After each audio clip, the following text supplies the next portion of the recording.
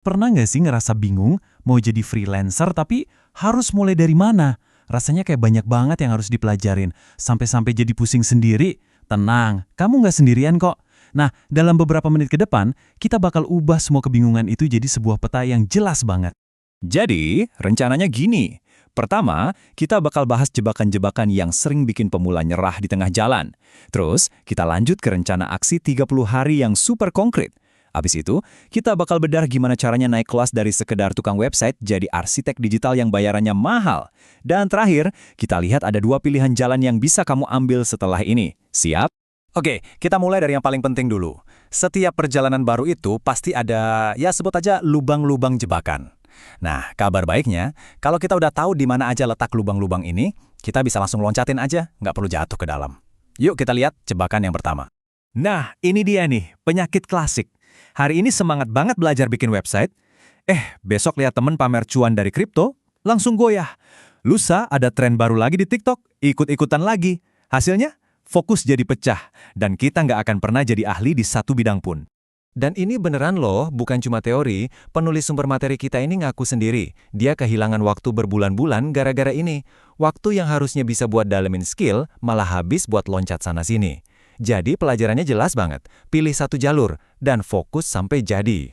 Jebakan kedua ini datangnya dari dalam diri kita sendiri. Pas sudah punya skill, mulai deh muncul pikiran. Emang aku pantas dibayar segini? Aku kan masih baru. Rasa nggak percaya diri kayak gini tuh bahaya banget. Bisa bikin kita mandek bahkan sebelum mulai nawarin jasa. Nah, coba lihat deh pengakuan jujur ini.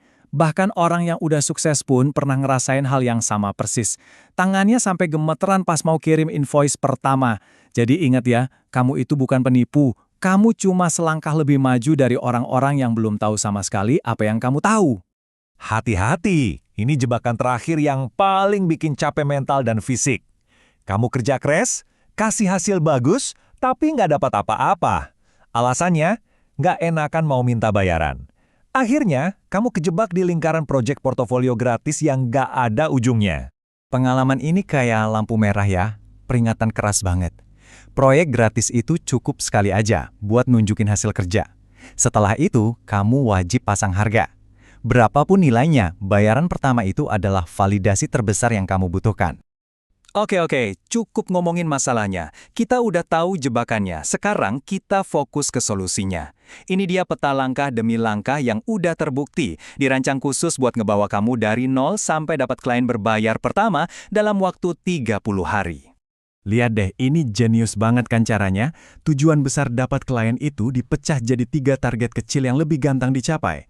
Dalam 72 jam, siapin fondasinya. Dalam 2 minggu, jadiin 1 portofolio, dan dalam sebulan, dapetin klien pertama. Jadi terasa lebih mungkin kan? Oke, kita fokus ke 72 jam pertama. Ini yang bisa kamu lakuin sekarang juga. Targetnya adalah bangun rumah digital kamu sendiri. Pilih nama brand dan domain, beli hosting, install WordPress, terus bikin 3 halaman paling penting. Beranda, tentang, dan kontak. Inilah fondasi bisnis kamu. Dan tujuannya apa? Ya ini, bikin sebuah etalase online yang kelihatan profesional dan langsung membangun kepercayaan. Jadi, pas calon klien datang, mereka langsung yakin, wah ini orang serius bukan main-main. Oke, anggaplah kamu udah berhasil dapat klien pertama. Keren banget, tapi setelah senang-senangnya selesai, pasti muncul pertanyaan baru. Gimana caranya biar bayaran aku bisa naik ya? Nah, disinilah kita ngomongin soal naik level. Nah, ini dia nih bedanya. Di sebelah kiri ada tukang website. Dia menjual produk yaitu website. Bayarannya mungkin 1 atau 2 juta. Dan saingannya banyak, jadi perangnya perang harga. Di kanan ada arsitek digital. Dia nggak jual website, tapi sistem pertumbuhan bisnis. Bayarannya bisa puluhan juta karena dia bersaing di level nilai tambah. Kamu mau jadi yang mana? Jadi pertanyaannya, gimana caranya loncat dari kiri ke kanan? Dari tukang jadi arsitek? Ternyata ada satu senjata rahasia yang bisa bikin lompatan itu jadi mungkin. Jawabannya, tim premium. Coba bayangin deh, ini kayak cetakan kue yang dibikin sama koki bintang 5. Kamu nggak perlu lagi repot-repot bikin dari nol. Kamu tinggal pakai cetakan ini untuk menghasilkan website kelas dunia. Ini adalah jalan pintas buat kelihatan super profesional di mata klien. Tapi tentu aja, theme premium itu cuma salah satu pilar. Arsitek digital sejati itu mikirnya lebih luas. Dia nggak cuma bikin website, tapi juga bantu pemasarannya. Dia juga cerdas, nawarin paket perawatan bulanan biar ada pemasukan rutin. Dan dia berani main di pasar global, biar dibayarnya pakai dolar. Oke, kamu udah dapat banyak banget wawasan barusan. Kamu udah punya cetak birunya, udah punya petanya. Sekarang, kamu berdiri di sebuah persimpangan jalan yang penting.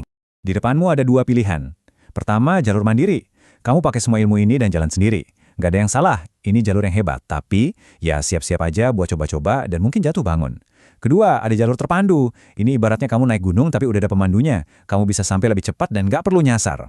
Dua-duanya bukan pilihan yang salah kok. Dua-duanya adalah jalan menuju kemenangan. Pertanyaannya sekarang bukan lagi, bisa nggak ya aku, tapi lebih ke seberapa cepat aku mau sampai di tujuan. Coba deh renungkan sejenak.